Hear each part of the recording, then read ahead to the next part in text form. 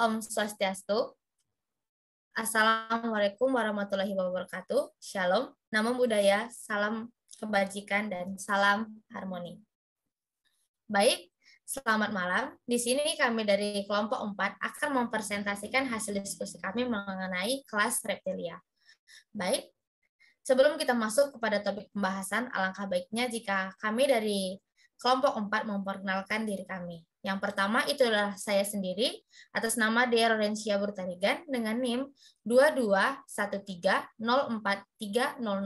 dan rekan saya Dia Sangun Karisma Putri dengan NIM 22130411025. Baik, adapun topik pembahasan yang akan kami bahas pada presentasi kali ini, yang pertama adalah pengertian dari reptil, yang kedua adalah karakteristik dari reptil, yang ketiga adalah klasifikasi dari reptil, yang keempat adalah anatomi dan fisiologi reptil, yang kelima adalah habitat reptil, dan yang keenam adalah manfaat dari reptil. Baik, untuk materi yang pertama akan dijelaskan oleh rekan saya. Baik, terima kasih atas waktu dan kesempatan yang telah diberikan pada saya. Di sini saya akan menjelaskan mengenai pengertian reptil. Reptilia merupakan hewan vertebrata yang berdarah dingin atau poikilotermik yang dapat menyesuaikan suhu tubuh dengan lingkungan sekitarnya, dan merupakan hewan yang bergerak atau berjalan dengan cara merangkak atau melata. Dan hewan reptil merupakan kelompok hewan darat pertama yang sepanjang hidupnya bernapas dengan paru-paru. Ciri umum kelas ini yang membedakan dengan kelas yang lain adalah seluruh tubuhnya tertutup oleh kulit kering atau sisik. Dan selanjutnya yaitu karakteristik dari kelas reptil.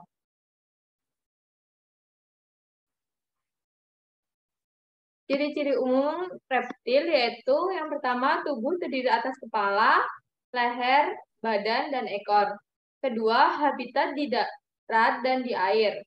Ketiga, tubuh ditutupi sisi yang tersusun atas zat tanduk. Keempat, bernapas dengan paru-paru. Kelima, berdarah dingin atau poikiloterm. Keenam, berkembang biak dengan bertelur pasang kaki kecuali pada ular. Ketujuh, umumnya alat gerak berupa dua. Kedelapan, yaitu jantung terdiri dari 4 ruang dengan sekat yang belum sempurna. 2 serambi dan vertikel yang sebagian saling terpisah. 1 pasang berkas aorta, sel darah merah, oval, bikonkav dengan inti.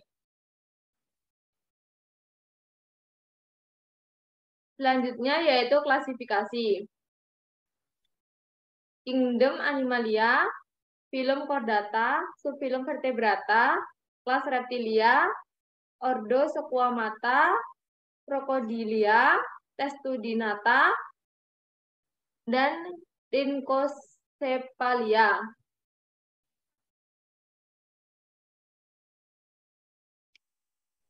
Adapun klasifikasi dari reptil, yang pertama yaitu ordo Squamata, dengan contoh bangsa ular dan kadal. Selanjutnya yaitu ordo Crocodilia, bangsa buaya. Ordo Testudinata, yaitu bangsa kura-kura. Dan ordo Rhynchocephalia, bangsa tuara. Selanjutnya akan dijelaskan oleh rekan saya.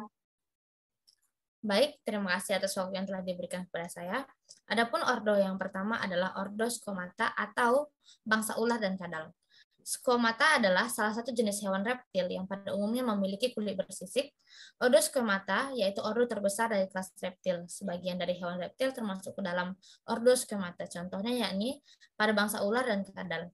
Ordo ini terbagi atas 3 subordo. Yang pertama adalah subordo Lacertelia atau bangsa kadal, yang kedua adalah subordo Serpentes atau bangsa ular, dan yang ketiga adalah subordo Amphibiania.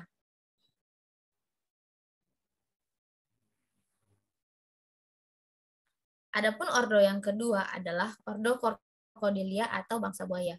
Bangsa buaya, yaitu salah satu jenis dari ordo ini, memiliki sebuah sisik yang tebal dan terbuat dari sebuah keratin yang diperkuat dengan sebuah lempengan tulang yang disebut dengan skuta yang melindungi yang memiliki peran sebagai pelindung. Berbeda dengan ular, sisik pada hewan buaya ini rontok satu persatu. Buaya juga memiliki otot yang kuat pada ekornya. Pada kepala Ordoscordilia ini berbentuk piramida, keras dan kuat, yang disertai dengan gigi yang runcing yang berfungsi untuk mencabik-cabik mangsanya.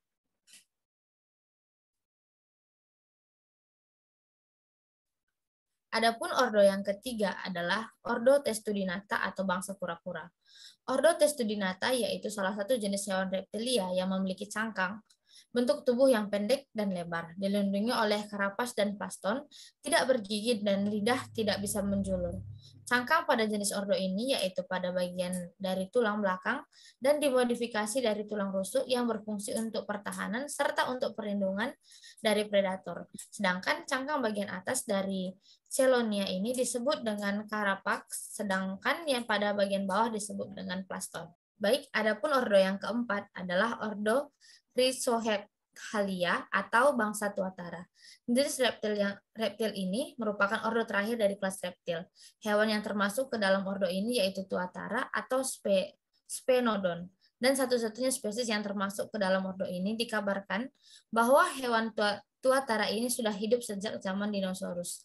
Tuatara ini berasal dari pulau lepas pantai di Selandia Baru. Ciri-ciri pada tuatara ini sendiri yaitu memiliki duri yang menderet di sepanjang tulang belakang dan memiliki mata ketiga yang berfungsi untuk mengendalikan suatu perbedaan antara gelap dan terang.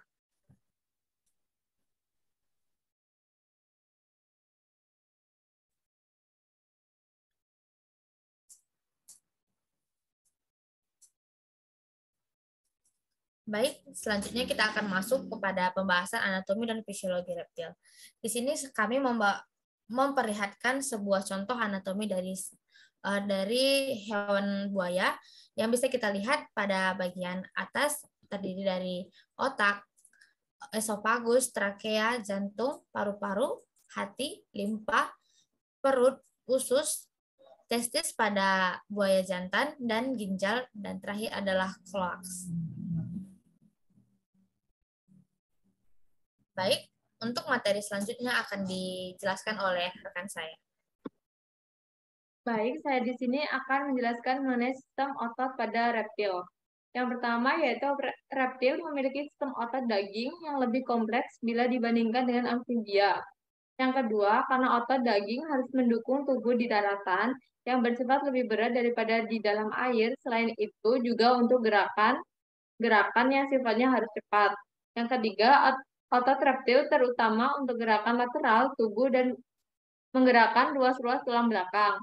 Selanjutnya yaitu derma atau otot kulit berkembang baik pada reptil. Jaringan tungkai pada reptil menunjukkan variasi bergantung pada tipe gerakannya.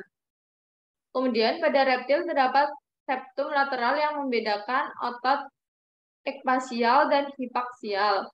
Selanjutnya, otot ekfasial reptil dibedakan menjadi beberapa kelompok. Spinasial yang terletak di dalam lateral otot semispinalis.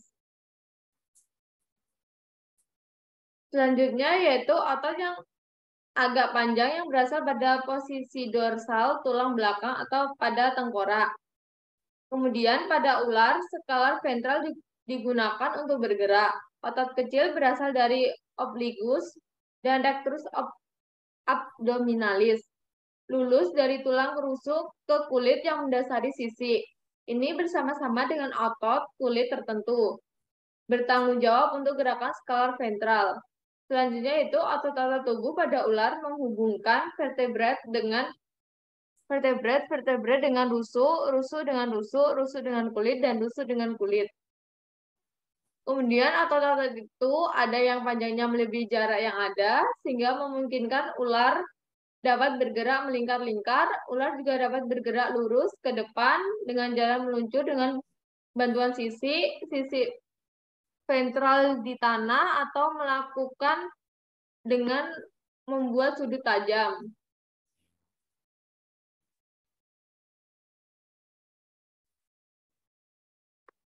Baik, selanjutnya akan dijelaskan oleh rekan saya. Baik, selanjutnya adalah sistem sirkulasi pada reptil. Peredaran darah pada reptil adalah peredaran darah tertutup dan ganda. Sistem peredaran darahnya terdiri atas jantung dan pembuluh-pembuluh darah. Jantung pada reptil memiliki 2 atrium dan 2 ventrikel, namun belum tersekat secara sempurna, kecuali pada buaya. Peredaran darah, paru-paru, dan sistematik hanya terpisah secara paksial. Kedua lengkungan aorta kanan dan aorta kiri berfungsi dengan baik. Pada buaya, sekat vertikal kanan dan vertikal kiri, terdapat suatu lubang yang disebut foramen Panizae, yang memungkinkan pemberian oksigen ke alat pencernaan dan untuk keseimbangan tekanan dalam jangka waktu sewaktu menyelam di dalam air.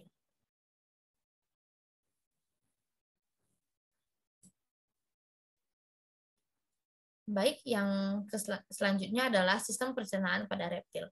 Adapun sistem pencernaan pada reptil dimulai dari rongga mulut. Bagian rongga mulut disokong oleh rahang atas dan bawah. Pada rongga mulut juga terdapat lidah yang melekat pada tulang lidah dengan ujung bercabang 2.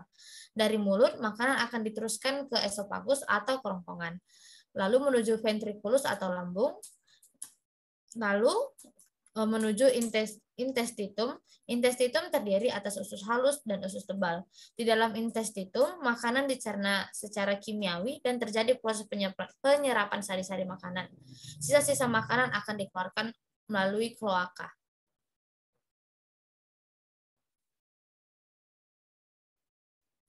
Selanjutnya adalah sistem pernapasan pada reptil. Reptil bernapas menggunakan paru-paru. Paru-paru pada reptil berkembang biak lebih baik daripada hewan amfibi. Reptil secara khusus menggunakan paru-paru untuk pertukaran udara, dilengkapi oleh membran parigeal. Pada beberapa hewan akuatik seperti kura-kura, reptil menghirup udara kemudian dimasukkan ke paru-paru melalui saluran torakalis yang besar yang diperoleh dengan cara mengembangkan rusuk dadanya, atau pada hewan ular dan kadal, atau menggerakkan organ-organ dalamnya pada hewan kura-kura dan buaya. Reptil tidak memiliki otot diafragma.